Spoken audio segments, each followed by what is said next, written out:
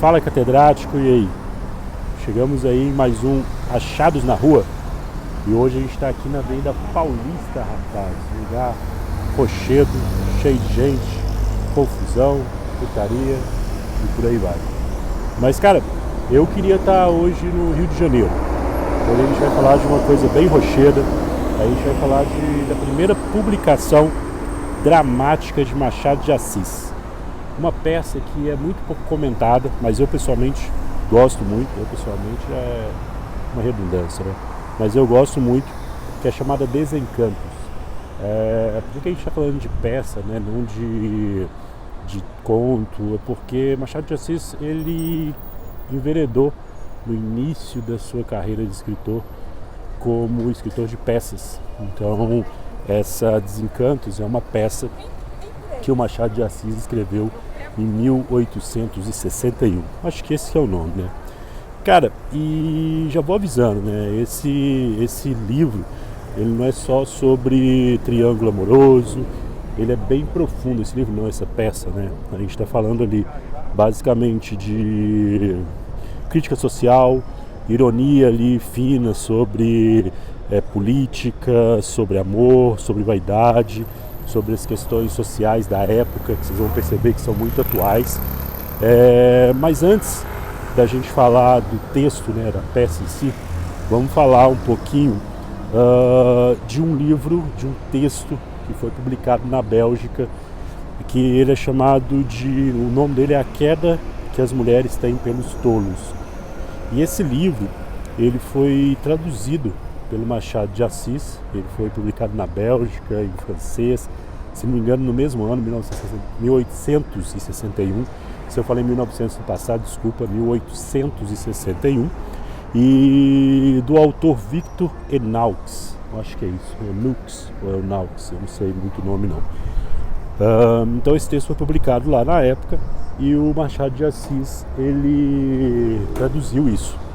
Então, esse livro, essa peça, né, ela é muito interessante porque o Machado de Assis, ele tem como base, como inspiração, esse texto para escrever essa peça. Só que essa peça ela é muito mais profunda, mas ele conseguiu captar muito bem ali o que o texto, quando o Victor Enaux publicou ele lá na Bélgica, quis pegar. Mas vamos falar aqui, cara. O que a gente precisa entender, né? Em Desencantos, Enaux, né, com o texto, ele está lá, mas não como personagem, né, como provocação. Na verdade, a tese de que as mulheres preferem os tolos, ela não é provada, ela é dramatizada. Machado vai escrever essa peça com uma inteligência bem interessante de quem enxerga em pleno império brasileiro ali uma elite carioca vaidosa, ignorante, oca, uma sociedade que se veste ali de verniz, né, mas fede a mofo, por assim dizer. E o mais importante ali, quase 200 anos depois, a peça segue bem atual. Se você trocar a bengala na época pela BMW atual, o outeiro pelo rooftop, o Brasil basicamente é o mesmo, né? Eita, passando mal aqui. Mas vamos ao texto, né? Primeiro a gente precisa saber quem são os personagens. A peça, ela gira em torno de 3 pessoas. Primeiro, Luiz, que é um homem educado, romântico, poeta, sensível, sonhador. É aquele tipo de homem que muita mulher diz que quer, mas quando aparece, ela dá aquele pé na bunda, né? É o nosso famoso Betinho, não sobrou nada pro Betinho. Depois eu tenho o Pedro Alves, que é o oposto. Ele é prático, rico, ríspido, rude, preso à aparência social. Ele é aquele cara absolutamente convicto de que isso é o que realmente importa. E quem vai contra ele, né? Aliás, tudo que ele conquistou na vida foi dessa forma. E a Clara? A Clara é uma viúva jovem, bonita, inteligente, cortejada pelos dois. Ela tem uma filha desse primeiro casamento, também chamada Clara, né? E que essa Clarinha, ela está no internato. E aqui vale uma observação. É muito interessante como as viúvas inteligentes, interessantes, bonitas, elas aparecem muito nas obras de Machado de Assis, né? Isso talvez reflita um pouco do elemento da sociedade que ele observava, ou até que ele vivia ali. Não sei dizer se isso é uma crítica intrínseca, um fetiche da época, um dado biográfico que se transformou em arquétipo. Eu acho que vai saber, a gente precisa entender um pouco mais. A peça ela foi dedicada a Quintino Bocaiúva, que era um jornalista político que viria a ser um dos articuladores da República. Se Machado estava debochando ou apenas agradando um amigo, também precisamos de mais pesquisa para saber, e eu não vou trabalhar com isso aqui. Bom, a peça começa com Clara e Luiz conversando no jardim, ou melhor, no outeiro da casa dela. Luiz, ele é um cara que se mostra muito romântico, então ele é inspirado, cheia de palavras bonitas. Clara, por outro lado, tenta manter mais a praticidade, né?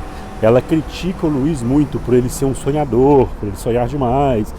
E essa primeira conversa, ela já mostra como essa relação entre Luiz e Clara acontece o tempo todo.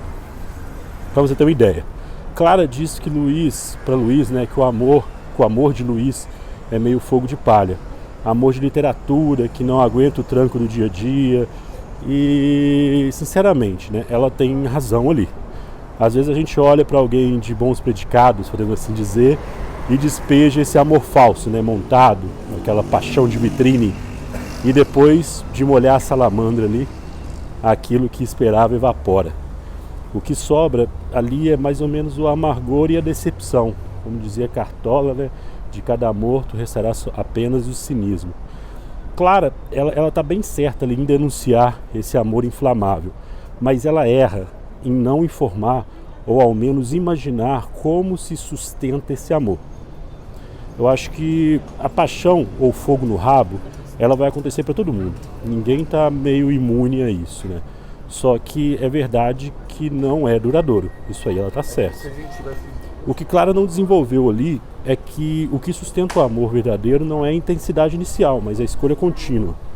Né? Amar é escolher. Escolher perdoar, escolher lembrar do que importa. Escolher relevar ali os acidentes que todo ser humano carrega.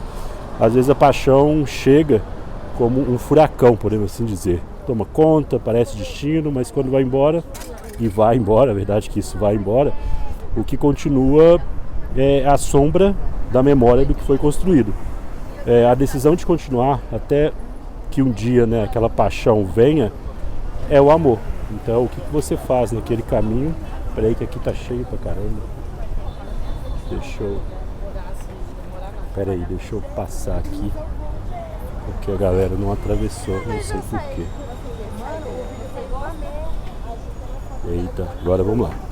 Então o que a gente estava falando? A gente estava falando dessa paixão, né, desse fogo no rabo, e o que sustenta tudo isso é o amor. Então a Clara acaba não deixando isso, fazendo uma análise muito rasa daquilo que ela está conversando com o Luiz. Luiz é muito sensível, romântico, ele é encantado por essa ideia da Clara, né? Ele não conhece muito bem a Clara, mas ele é encantado por ela, por a ideia de quem ela é.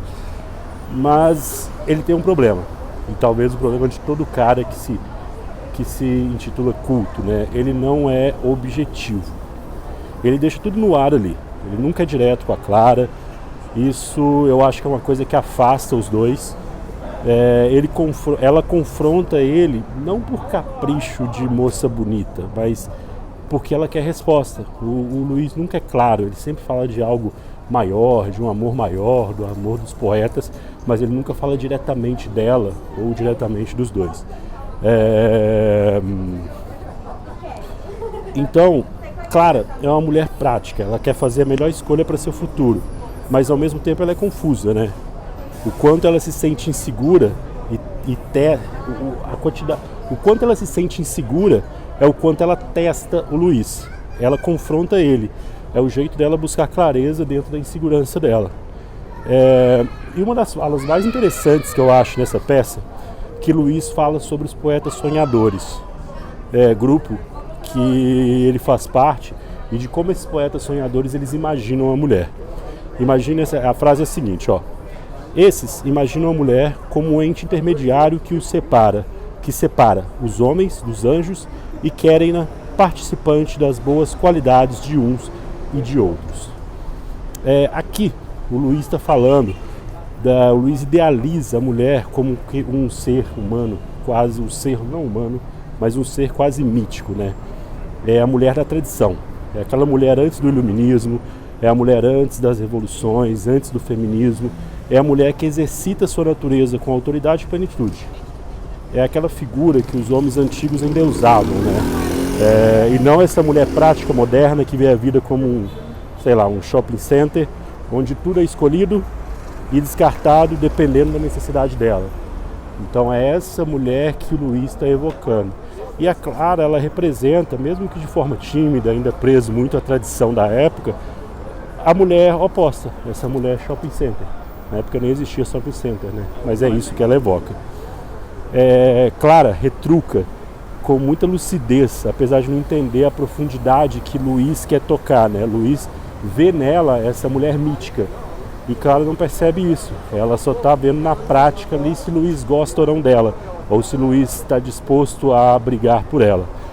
Ela diz: isso é que é ver as coisas através de um vidro de cor. De novo, Clara tem razão.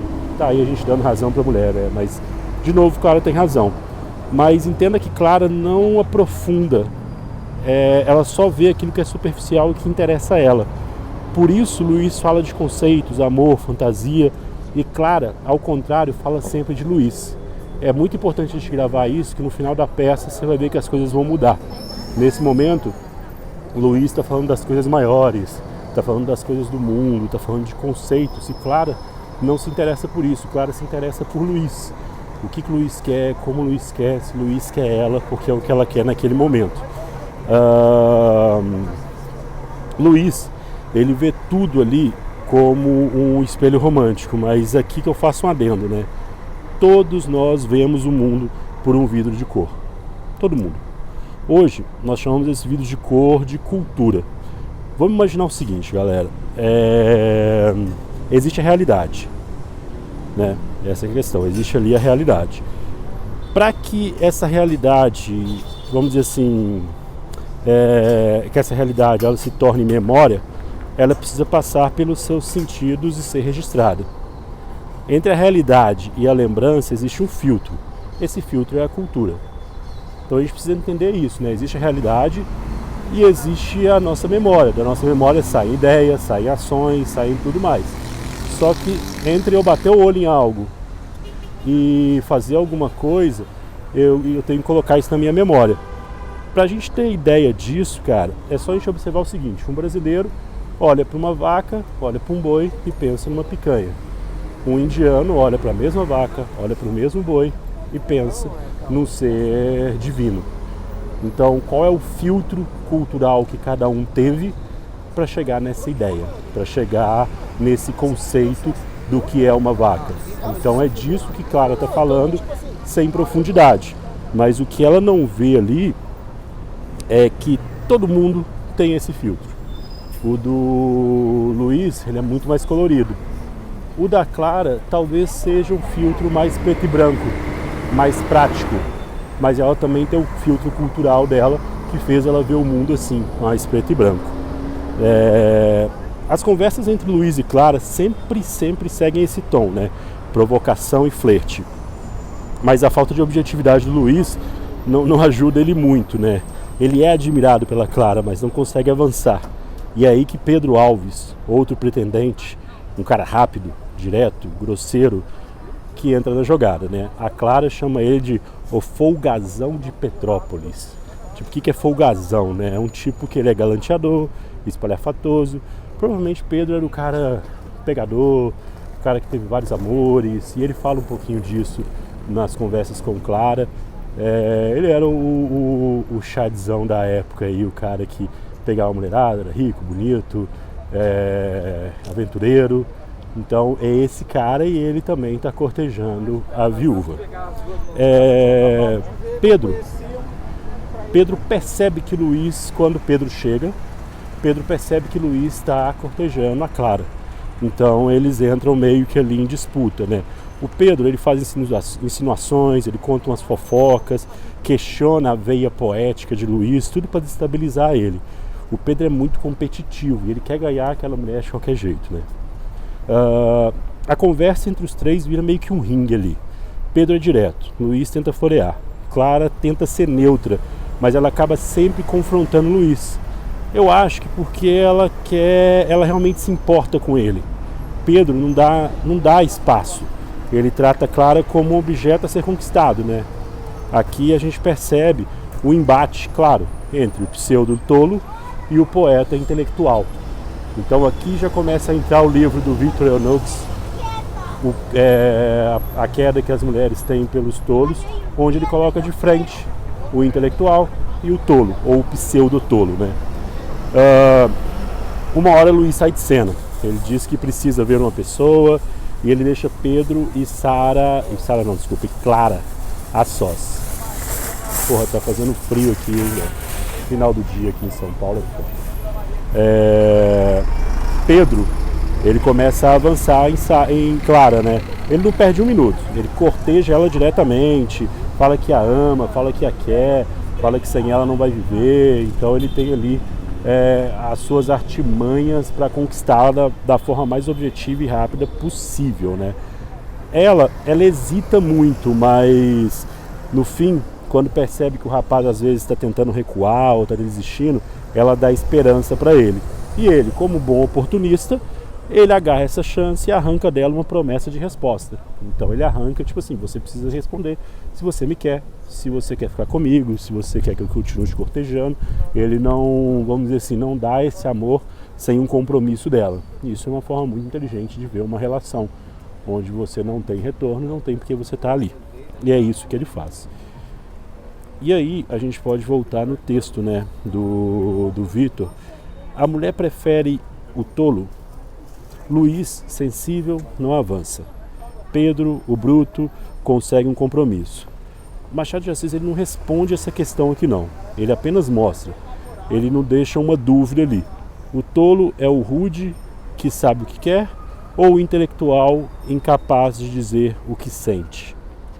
Nesse caso, você preferia ser quem, né? Quem realmente é tolo, quem realmente é o inteligente.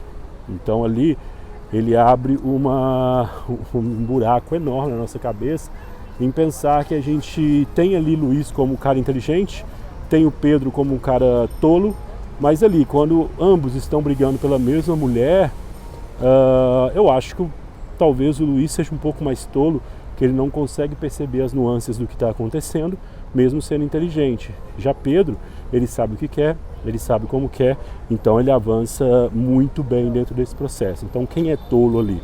Machado não responde, então não vai ser a gente que vai responder agora. Na cena seguinte, Luís e Pedro ficam sozinhos.